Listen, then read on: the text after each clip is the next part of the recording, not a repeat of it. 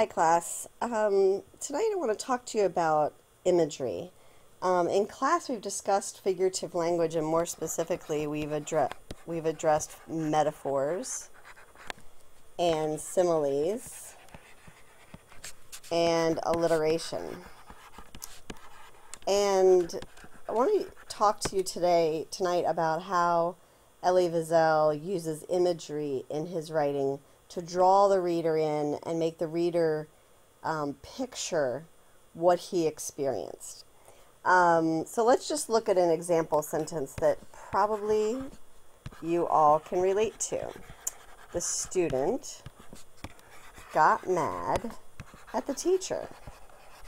Now, that sentence alone doesn't really create an image in our head. We don't use senses. We don't hear, feel, taste, see the student getting mad at the teacher. The student got mad at the teacher. It's a very simple sentence. Well, let's take a look at how a simile can change that. After seeing the grade, her fist hammered the desk, and she shrieked like a lioness having come upon two hyenas eating her cub. Now we have more of a picture in our head of this student getting mad at this teacher. She is shrieking. She is hammering the desk after seeing her grade. So we definitely have more of an image in our head.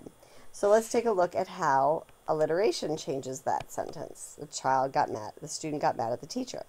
Stammering a reply and stomping out the door, the young scholar stopped and groaned in disgust. Now, again, we have a very different picture in our head. We might feel the disgust. We might hear the stammering and the stomping. We might see that student stomping out of the room. So definitely a different image in our heads. So what some students often mistake imagery with is using adjectives and adverbs. Just using more adjectives and adverbs in a sentence is not necessarily creating a picture. It can use descriptive words, but we want to make our readers imagine what we're experiencing, and particularly for Elie Wiesel explaining his internment and his experiences in the concentration camp and being taken away from his family. He really does a great job of making us picture it in our heads. An example of, so what is imagery? Let's go back to what is imagery. So imagery is created using descriptive words and phrases to evoke a mental picture of the scenes. So definitely Mr. Wiesel is making us see what he sees.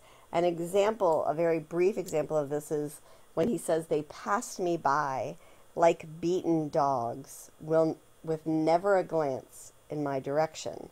We picture these Jews being taken away from their neighborhood, being marched by him, and they look like they are beaten dogs. You can picture their eyes, their way that they're holding their bodies, the way that they might look over at him as they walk out of the neighborhood. So what I'd like you to do tonight, and as your entrance ticket tomorrow, is I want you to skim back over the first 5 chapters. We pointed out some places where he's used metaphors, similes, and alliteration.